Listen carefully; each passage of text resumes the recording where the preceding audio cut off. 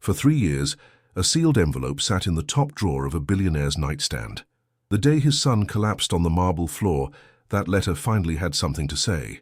My name is James, and this is the story of a broken millionaire, his twin boys with Down syndrome, and the devastating secret their late mother hid in one final letter. Before we go any further, if stories of faith, family, and second chances speak to you, go ahead and subscribe. I honestly believe this one is finding you today for a reason. Let's rewind. Caleb Ward's mansion sat on the hill like a ship that had forgotten the ocean. From the outside, it was flawless. Glass, stone, manicured lawns cut in perfect lines. But inside, the silence had weight. Not the peaceful kind you get on a Sunday morning. This silence felt wrong, like something holy had once lived there and been chased out. Servants moved through the hallways without speaking. Their footsteps were soft, careful, like people walking through a room where someone was sleeping or dead. At the top of the grand staircase hung a single enormous portrait. A woman in a soft blue dress, dark hair pinned back, laughing with her head tilted slightly, as if someone had just told a joke behind the artist. Her eyes, caught in oil and color, were bright, alive. Sarah Ward, Caleb's wife, gone 2 years. Her perfume still clung to the edges of her closet. Their silk scarf still hung over the back of her chair in the study. Her mug, white with little painted stars, still sat on the second shelf of the kitchen cabinet. No one dared move it. Caleb was a man who could move markets with a phone call. At 42, he'd built a real estate empire so large that people used his name instead of a number when they talked about money. But grief had stripped him down to something small. He worked from a home office now, more bunker than workspace. The curtains were always half closed, empty coffee cups collected like lost promises along the edge of his desk. On his nightstand, next to a Bible he didn't open anymore, sat that sealed white envelope with his name written in familiar looping handwriting. To my Caleb, read when you're ready. For 2 years he hadn't been. Downstairs, life went on around him, if you could call it that. 2 boys lived in that echoing house. Twins, 9 years old, both with Down syndrome. Both with eyes that looked like Sarah's, but hearts that had learned too quickly what absence felt like. Noah was the quiet one. He watched everything. He'd sit at the window seat for hours, tracing raindrops with his finger, humming little melodies only he seemed to understand. He had a way of tilting his head when someone spoke, like he was catching something underneath their words. Eli was the storm. He loved movement, loved to clap at the flicker of the TV, loved to run his hands along the banister and feel the texture of the carved wood. His laugh, when it came, filled the whole hallway. But lately, that laugh had grown rare. His body tired quickly. He'd press his hand to his chest sometimes, right over his heart, his brows knitting together. The staff loved the boys in the quiet, half-professional way people in big houses often do. Enough to be kind, not enough to risk their jobs. They knew the rules. Keep them safe. Keep them occupied. Don't interfere, the head housekeeper had said on more than one first day. Caleb wasn't cruel. He was absent, physically present, emotionally locked in a room no one had a key to. His love for his sons showed up as invoices. Tutors, specialists, therapists, private doctors on retainer 24/7. If a treatment existed, he paid for it. If a test could be ordered, he ordered it. It was his way of saying, I care, without having to say anything at all, and it never felt like enough. On Tuesday mornings, a black sedan would pull up to the front gate. A man in a suit, Dr. Lang, the family's private physician, would step out, briefcase in hand. He'd move through the house like he owned the air. The boys are stable, he'd say after each exam. Nothing to worry about, just typical cardiac markers for kids like them. Kids like them. Words that landed like dust on furniture no one touched. I knew Caleb once, back when money was a distant dream, and we were just 2 boys sharing a church pew, both praying for God to notice us. I became a pastor. He became a billionaire. Grief brought him back to my doorstep years later with eyes that didn't match the confident man on magazine covers. But this isn't my story. I'll just tell you what I saw when he finally let me into that house. The day everything started to change, it began quietly. A new hire. Another employee passing through the revolving door of people who tried and failed to make that mansion feel less like a museum. Her name was Maria Alvarez. She arrived with a worn suitcase, a second-hand coat and a pair of shoes that had seen a different life. Brown hair pulled back in a simple braid, hands calloused from work that mattered to people who didn't bother to learn her name. She didn't care about the address. She cared about the paycheck. Because back in El Paso, her younger brother Mateo, 23 with Down syndrome and a laugh that sounded like Eli's used to, was sitting in a worn recliner, a hospital bracelet still snug around his wrist. Seizure meds weren't cheap. Rent wasn't forgiving. Life had never once cut her a discount. "If I don't make this work," she told herself on the bus ride over, fingers wrapped around the small wooden cross at her neck, "I don't know what we'll do." She stepped into the marble foyer and felt the silence like a cold hand on the back of her neck. Something had died here, not just a woman. Hope. She didn't know yet that God was about to ask more of her than just dusting shelves and polishing silver. Maria learned the rules quickly. Don't speak to Mr. Ward unless he speaks to you. Don't enter the study if the door is closed. And most of all, do your work, but don't get attached, the head housekeeper warned, lips tight. Especially not to the boys. Staff doesn't stay here long, it's easier that way. Easier for whom, Maria wondered. She met the twins on her third day. She was down on her knees in the playroom, organizing bins of neglected toys. Dust clung to plastic blocks and stuffed animals that looked like they'd been hugged once, then shelved. A soft thump at the doorway made her turn. Eli stood there, hair sticking up in every direction, wearing a t-shirt with a faded rocket ship on it. One sock on, one sock off. He was pressing a small toy car against the doorframe, running it up and down like it was driving up a hill. He didn't speak, just watched her, head tilted. Maria smiled. "Hey there," she said softly. "You like cars?" He didn't answer, but he rolled the toy toward her. She picked it up slowly, exaggerating the movement, her brown eyes wide. "Wow, this one looks fast." She held it up near her face and made the gentlest vroom sound, almost a whisper. The corner of his mouth twitched. Barely, but she saw it. "Can I show you something?" she asked. She placed the car on the hardwood floor, then used both hands to create a little tunnel with her fingers. She pushed the car through, then tapped twice on the floor. Tap, tap. He watched, eyes following every movement. Then he dropped to his knees beside her, just like that, no hesitation, and tapped twice on the floor himself. Tap, tap. Something passed between them, a tiny, wordless agreement. The next day when she walked into the playroom, there was a different toy on the floor, a small plastic astronaut.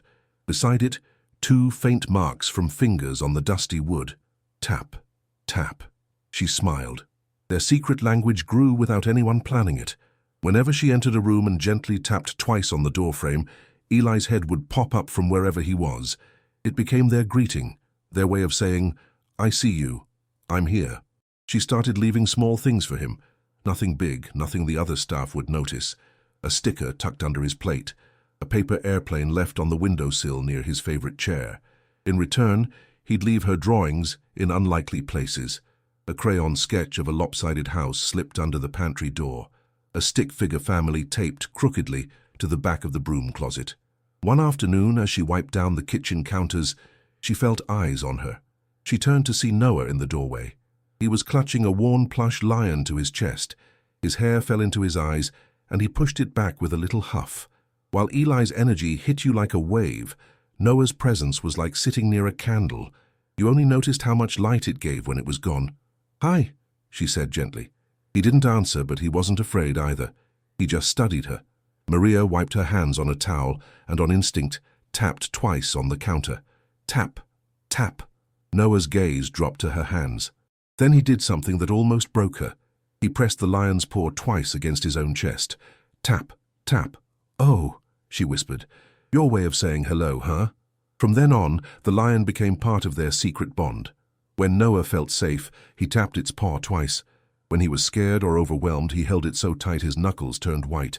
At night, when the house grew quiet and the ocean of marble and glass settled back into stillness, Maria lay on the small bed in the staff wing, scrolling through photos on her phone. A picture of Mateo in his recliner, grinning at something just off camera. The hospital bill email, numbers that made her chest tight. The Bible app opened to a highlighted verse, "He sets the lonely in families." "Lord," she whispered, staring at the cracked ceiling. "I asked you for a job. You sent me this." 2 boys who look like my brother, trapped in a house that feels like a tomb. Her voice trembled. What do you want from me here? Just clean? Or more? Memories surfaced. Matteo as a child, the time a clinic told her mother, "Kids like him don't live long." The way her mother had stood up, spine straight as a cross. "My son is not a statistic," she'd said. "He's a promise." Maybe that was why Maria noticed things others didn't. She noticed the way Eli rubbed his chest after climbing the stairs, the way his lips sometimes took on a bluish tint when he laughed too hard, the way he paused, hand over his heart, eyes wide and uncertain, as if listening to something only he could hear. She noticed how Noah flinched whenever Dr. Lang walked into the room, fingers tightening around his lion. How he'd angle his body slightly in front of Eli when the doctor listened to their chests with the cold stethoscope. She noticed that Sarah's pictures were everywhere, except in the boys' bedrooms. In there, the walls were oddly bare, as if someone had tried to erase her to make it hurt less and only made it worse. One evening, as she folded laundry in the upstairs hallway, the head housekeeper approached her. "I've seen you with them," the older woman said quietly. "With who?" "The twins." Her voice dropped. "Staff doesn't get close, Maria. Not here. It's not safe for your heart or your job." Maria swallowed. "I'm just being kind." The woman shook her head. "You're doing more than that. Mr. Ward doesn't like anyone interfering. The doctors know what they're doing. Our job is to keep the house running. That's it." Maria thought of Eli's hand on his chest, of Noah's wide, watchful eyes, of Matteo and the nurse who'd listened when everyone else dismissed him. She bit back the words she wanted to say. That night, as she walked down the hall past the master bedroom, she noticed it. The slightly open drawer in the nightstand, a corner of white envelope peeking out. She wasn't snooping. She was dusting. The envelope shifted when she moved the lamp. Caleb's name. Sarah's handwriting. She froze. She didn't read it, didn't touch it. But she felt it, like a live coal in the cool room. Whatever was in that letter was part of the ache that filled this house. Part of why the boys were starved for something money couldn't buy. Down the hall, a soft sound pulled her from her thoughts. She found Eli sitting on the floor against the wall, knees pulled up, one hand pressed to his chest, the other curled into a fist. His face was twisted, tears pooling but not falling. She knelt beside him. "Hey, querido," she whispered. "What's wrong?" He didn't have the words, but he could show her. Slowly, he took her hand and placed it over his heart. Beat, beat. Too fast, too hard. "Hurts?" she asked, tapping her chest lightly. He nodded, then did something that shook her. He tapped his lion's paw twice, then pressed it to her chest. Tap, tap. Safe, their secret language said. But nothing felt safe at all. Inside her, a battle started. "I'm just the maid, I'm not a doctor.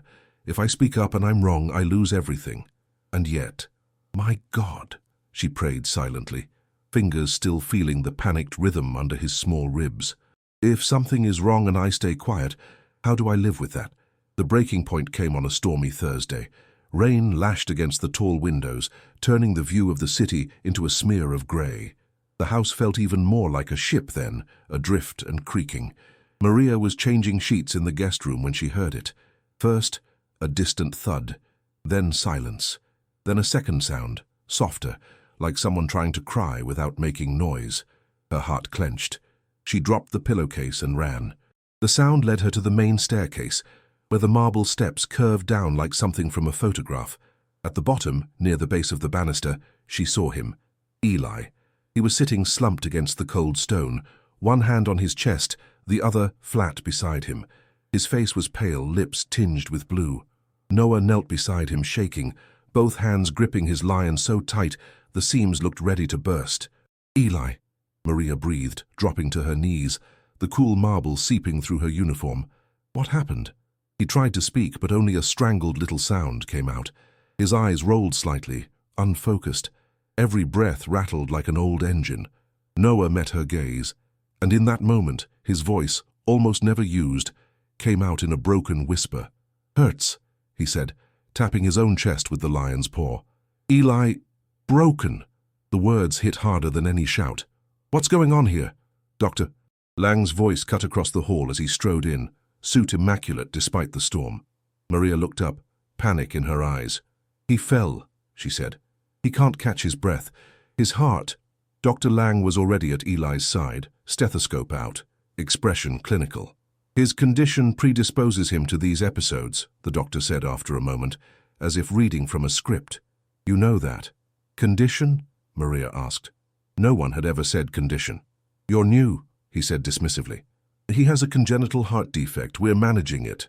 This isn't managed, she insisted, hearing the rasp in Eli's breath. He looks worse than yesterday. He keeps touching his chest. Ms. Alvarez. The doctor straightened, eyes firm. I understand that this is upsetting, but you are here to clean, not to practice medicine. I have access to every test, every scan. His numbers are within range. Noah's eyes flashed between them, panic rising. He pressed the lion into Eli's chest, tears streaming down his cheeks silently. I think he needs a hospital, Maria said, heart pounding. Now. And I think, Dr. Lang replied, voice dropping, that if you want to keep this job, you'll remember your place. I've been treating these boys since birth. Mr. Ward trusts me. Do you understand? The words were ice over her fire. He left as quickly as he'd come, promising to adjust the medication and schedule a follow-up echo in a few weeks. A few weeks. Maria stayed with the boys after he left, sitting right there on the floor. She counted Eli's breaths, too fast, too shallow.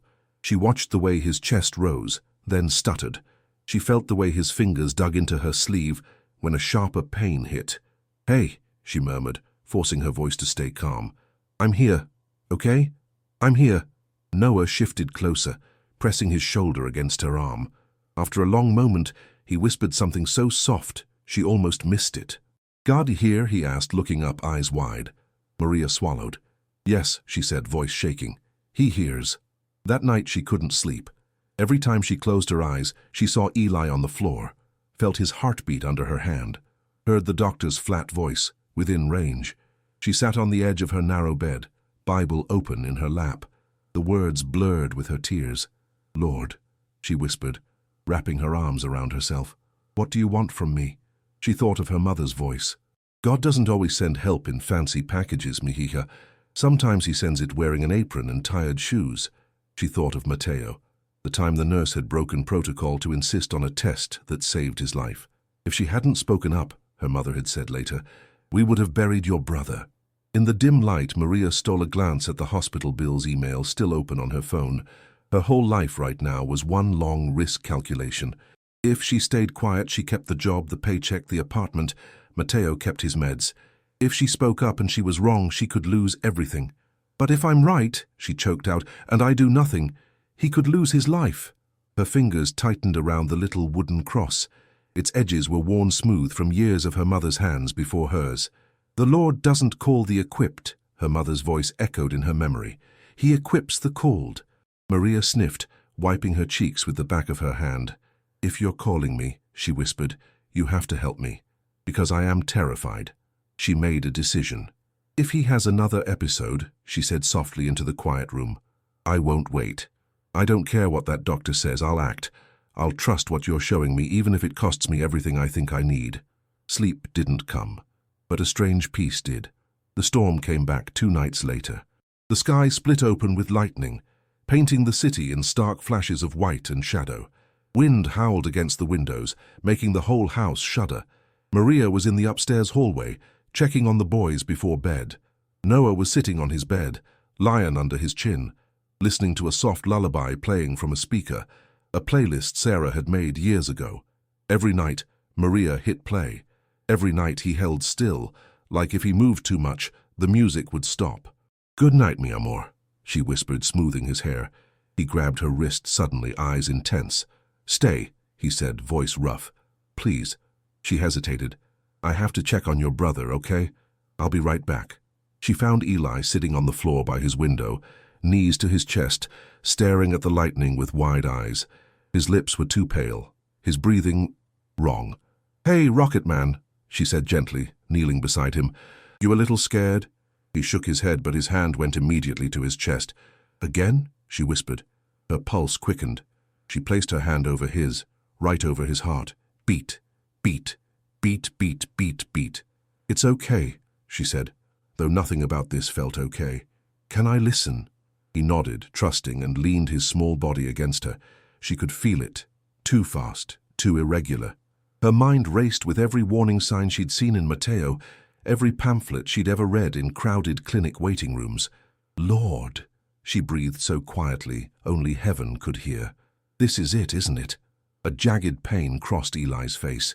He winced, body curling in on itself. That was the moment. The fork in the road between fear and faith. In the distance, thunder rolled. Maria stood in one motion, scooping him up into her arms. He was heavier than he looked, but adrenaline made him feel light. "Maria," he rasped, fingers clutching at her collar. "I've got you," she said, voice firm now. "I've got you." She burst into Noah's room. "Noah, mijo, put your shoes on." He blinked, confused. "Where? Going?" "Field trip," she managed, trying to sound playful even as her heart hammered. "Fast, okay?" Within moments they were in the upstairs hallway. Any other night, Maria would have gone to find the head housekeeper, or called Dr. Lang, or knocked on Caleb's office door. Tonight, she didn't. She took the back stairs 2 at a time, Eli's head on her shoulder, Noah thumping down behind her, clutching his lion. The garage smelled like oil and expensive leather. She'd only seen the inside once, when someone had asked her to dust. Rows of sleek cars, all shining under recessed lights. Machines worth more than everything she owned combined. Her eyes landed on the least intimidating of them, a dark SUV near the door. "Okay," she whispered, setting Eli gently in the back seat. Okay. This was insane, illegal. Fired was the best-case scenario. Prison wasn't off the table.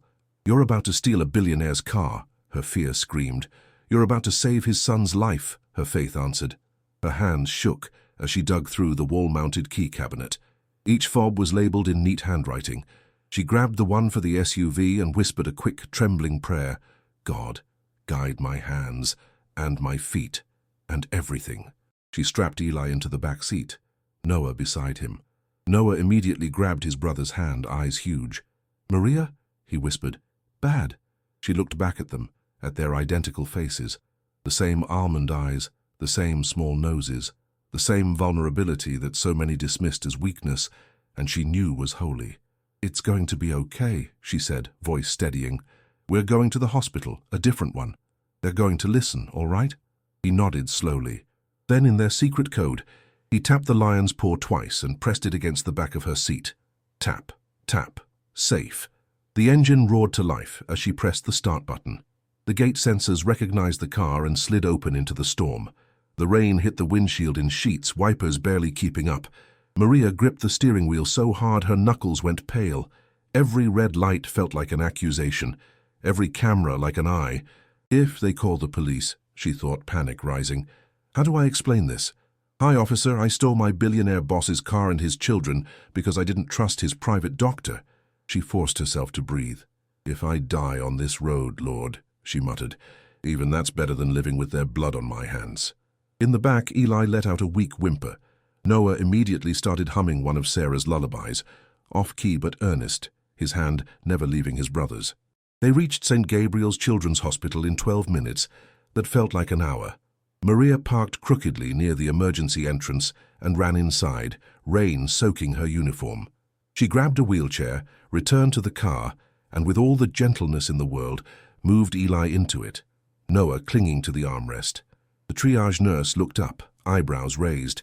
"Ma'am, can I—" "He has Down syndrome and a congenital heart defect," Maria spilled out, words tumbling over each other. "He's been having episodes. His doctor said he's fine, but he can't breathe right and his lips are blue and his heart is racing. Please don't send me away." Maybe it was the way her voice cracked. Maybe it was the sight of Noah, eyes brimming, whispering, "Help Eli, please," in his broken little voice. But something in the nurse's face changed. "Get Dr. Lee," she called out. "Now." Everything happened fast after that.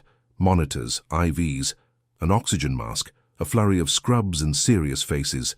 Maria stood pressed against the wall, sleeves damp, hands clasped so tight around her cross she thought it might break. After what felt like a lifetime but was probably minutes, a kind-eyed cardiologist approached her. "You did the right thing bringing him in," Dr. Lee said. "His heart rhythm is dangerously unstable. I'm looking at his previous records." She frowned, flipping through the tablet. "These were flagged months ago," she murmured. "There's a note here. Recommend immediate surgical consult, But there's no follow-up, nothing, just more medication. Maria's stomach dropped. What does that mean? She asked, voice thin. It means someone saw this, the doctor said quietly. And for whatever reason they chose not to act. The words echoed in her mind. They saw. They chose not to act. Back at the mansion, the security cameras in the garage had not been as merciful. Alarms blared on Caleb's phone. Unauthorized vehicle exit. Staff wing room empty. Children's trackers pinging outside property lines. By the time he arrived at St. Gabriel's, storm wet, furious, tie askew, Eli was already in a cardiac stabilization unit, and Maria was sitting in a plastic chair, hands still clasped, lips moving in silent prayer. He saw her before he saw the monitors. Maria. His voice cracked like a whip. What have you done? She stood slowly. Mr. Ward, You took my sons, he said, stepping closer, face flushed with anger and fear. You stole my car. Do you have any idea? Daddy. The words sliced through the chaos. They both turned. Noah stood in the hallway, lion in hand, staring at his father with eyes far older than 9. His hair was mussed, shirt wrinkled, a hospital bracelet dangling on his wrist. Daddy, he said again, voice trembling but clear. She saved Eli. Caleb froze. What are you talking about? He demanded, but the edge in his voice had dulled. She saw, Noah insisted, tapping his chest with the lion's paw, then pointing the paw at Maria. You no see. She see. The nurse appeared then, asking Caleb to step into the consultation room. Maria moved to sit back down, but 2 security officers blocked her. Ma'am, you'll need to wait with us, one said. Mr. Ward will decide. It's okay, she whispered, more for herself than anyone. It's okay. In the small consultation room, Dr. Lee met Caleb with a firm handshake and a stack of printed records. Mr. Ward, she began, I'm glad your housekeeper brought your son in when she did. Another hour, and we might be having a very different conversation. What are you saying? He asked, the floor tilting under him. I'm saying, she replied, sliding a page across the desk, that your son's last echocardiogram, this one, from 10 months ago, showed a significant progression in his defect. It's right here. Recommend immediate surgical consult. But there's no record of any follow-up. Instead, his medication dosage was increased. She flipped to another page. Your private physician signed off on all of it. Caleb stared at the circled notes, the signatures. So they knew, he whispered. They knew he was getting worse. Yes, Dr. Lee said quietly. I don't know why they chose not to act. But the fact is, if Ms. Alvarez hadn't brought him in tonight, we might not have gotten another chance. Something inside Caleb cracked. All the money he'd thrown at the problem, all the appointments, the specialists, the cutting-edge protocols. He'd trusted the system that had letters after its name, diplomas on the wall, and the one person who had risked everything for his son's life was the woman who scrubbed his floors. We'll prep him for surgery, the doctor continued. It's risky but necessary. I'd like you to sign consent forms. Caleb's hands shook as he took the clipboard. On the way back through the hallway, he passed a family lounge with a TV screen showing hospital news. A headline flashed, Private clinics under fire for over-treating special needs children for profit. Institutional investigations. Lawsuits. Doctors who had seen vulnerabilities and turned them into revenue streams. His stomach turned. He kept walking until he reached the corner where security had stationed Maria. She sat there, shoulders hunched, hands folded in her lap. Not praying for herself, praying for his son. Mr. Ward, one guard said, rising. Do you want us to press charges? Auto theft, kidnapping, endangerment? Caleb held up a hand. Leave us, he said quietly. The guards exchanged a glance, then stepped back. Maria stood on instinct. She didn't plead, didn't defend herself. She just looked at him, eyes braced for whatever blow was coming. If you're going to fire me, she said softly, I understand. But before you do, thank you for letting me love them even for a little while. Something in him broke at that. For a long moment, Caleb just looked at her, the billionaire, the housekeeper, one with power, the other with nothing but willing hands and a stubborn faith. Or at least, that's how it had looked, until tonight. What made you do it? He asked finally, voice hoarse. What made you steal my car? Take my children? Defy my doctor? She swallowed, fingers twisting in the hem of her shirt.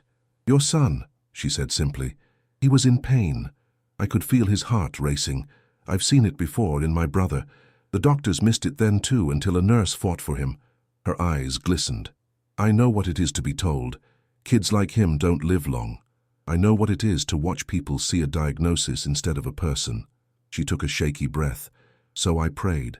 And I felt like God was asking me to act. Not just pray and walk away. To risk something. Everything. Because your boys, her voice broke. They deserve someone who's not afraid to make a scene in a waiting room. Caleb's throat tightened. He thought of all the scenes he'd made in boardrooms, over contracts and percentages and properties. He'd never once stormed out of a doctor's office. He thought of Sarah, of the way she used to kneel beside the boys' beds, hand on each tiny chest, whispering prayers he'd half ignored. A memory flashed, sudden and sharp. Sarah sitting on the edge of their bed, a hand pressed to her own chest, eyes serious. Pregnancy will be dangerous for you, the doctor had said back then. With your heart condition and twins with high-risk markers, we recommend termination. She'd squeezed his fingers under the table. These are our boys, she'd whispered. I feel them. I can't just let them go. If I get even a few years with them, it'll be worth it. He'd walked out of that appointment thinking money could buy safety, but safety had never been on sale. He swallowed hard. Without quite knowing why yet, he heard his own voice saying something he'd never imagined. Wait here, he said to Maria. Please. He walked out of the hospital and into the storm, rain soaking his designer suit. He wasn't headed for his car. He was headed for the ghost that lived in his nightstand. 20 minutes later, he was back in his bedroom for the first time that day, hands trembling as he opened the drawer. The envelope waited, its edges slightly yellowed. To my Caleb. Read when you're ready. He sat on the edge of the bed, the room dim, Sarah's scent faint but still there. For a long moment he just looked at the envelope. I wasn't ready, he whispered, but they can't afford for me to wait anymore. He tore it open. Her handwriting flowed across the page, looping and familiar. My love, if you're reading this, it means what we always knew might happen. I'm sorry. Not for dying. I made peace with that when we decided to keep the twins, but for leaving you with more questions than answers. His breath hitched. There's something I never told you. Not because I wanted to lie, but because I wanted us to have a few years of normal before the truth crashed in. When we found out about my heart and about the boy's risks, the doctors begged us to choose the easy way. Think of your husband, they said.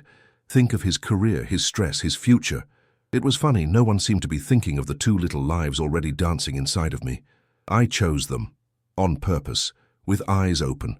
I knew every heartbeat might be a step closer to my last, but I also knew what losing a sibling did to you. I still remember the day your little sister died because your parents couldn't afford the treatment. You swore then that money would keep you safe someday. Caleb, money doesn't keep us safe. God does. And sometimes he asks us to love in ways that look reckless from the outside. Tears blurred the words. If I'm gone, you're probably doing what you always do, trying to fix everything with checks and appointments and experts. I love you for wanting to fix it, but please don't miss the boys while you're trying to save them. One day, if you let him, God will send someone into that house who is not impressed by your money. A woman who sees our sons the way I do, who hears their hearts when the charts say within range. She might wear a uniform. She might speak with an accent. She might not know which fork to use at your fancy dinners. Trust her anyway. When she risks herself for our boys, remember this. It's not defiance, it's love. The same love that kept me pregnant when the world told me to quit.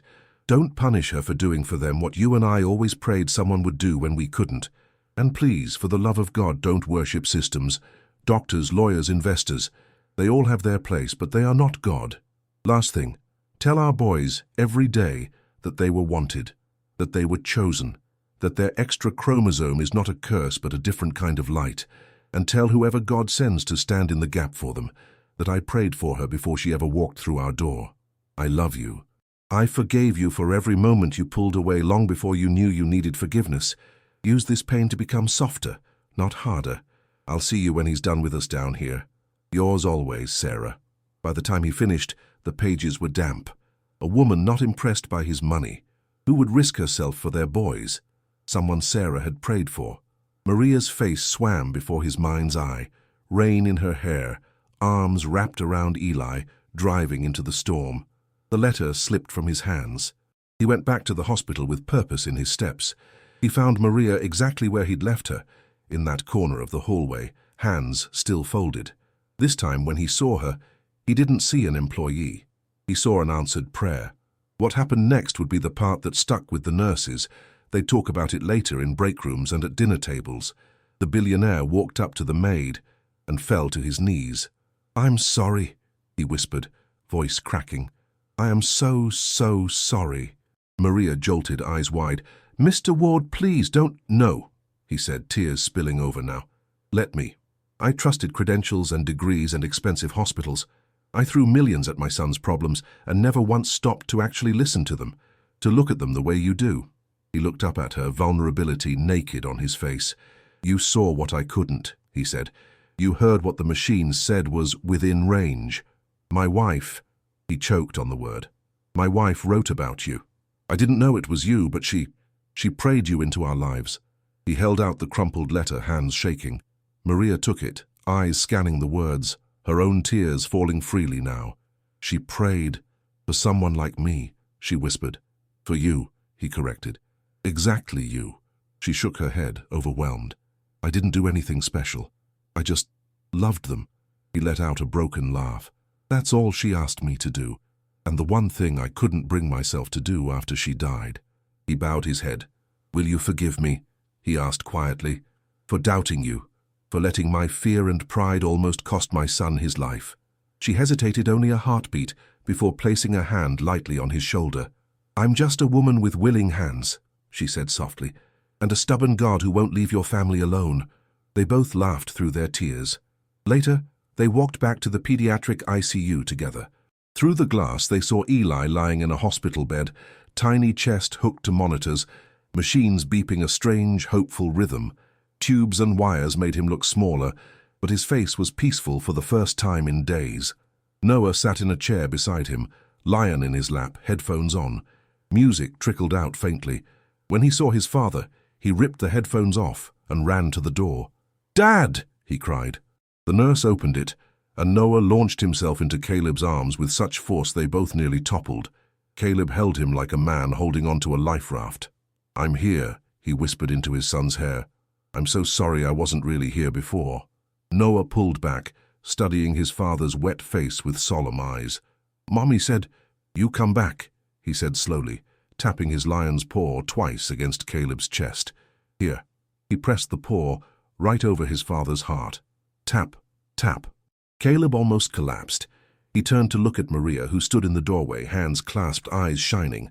"Stay," he said, "not as staff, as family, as whatever you'll allow me to call you. I don't know how this looks yet, but I know I don't want to raise these boys without the woman their mother prayed for." Maria swallowed hard. "I'll stay," she said, "as long as you remember they're not problems to solve. They're people to love." "Deal," he whispered. Weeks later, after the surgery, after the long nights on plastic chairs and bad coffee, after the day Eli finally woke up fully and blinked into the light, something small and holy happened. They were back home, the mansion a little less haunted now. The portrait of Sarah had been moved from the staircase to the twins' playroom, where it belonged. Caleb sat on the floor with Eli in his lap, stethoscope toy in the boy's hands. Noah sat beside Maria, drawing crayon hearts all over a piece of printer paper. Eli placed the plastic earpieces into his father's ears, then pressed the round end against Caleb's chest, just like he'd seen doctors do for years. He frowned, concentrating. "What you hear, buddy?" Caleb asked, smiling softly. Eli looked up, eyes wide. "Your heart," he said, the words still a little rough, but clear. "It's loud." Caleb laughed, tears already gathering. "Is that bad?" he asked. Eli shook his head solemnly. "Loud means you love big." Caleb broke.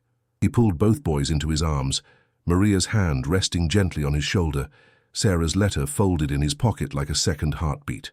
For the first time in a long time, the silence in that house was broken not by alarms or echoing footsteps, but by laughter, real, from the belly laughter.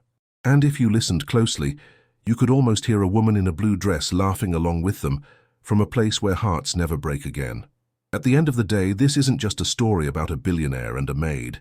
It's about what happens when people choose to listen, to their hearts, to each other, and to a God who insists on sending help in humble uniforms. If this touched you, make sure you're subscribed. I share stories like this every week because I believe some of you watching right now are the answer to someone's prayer just like Maria was.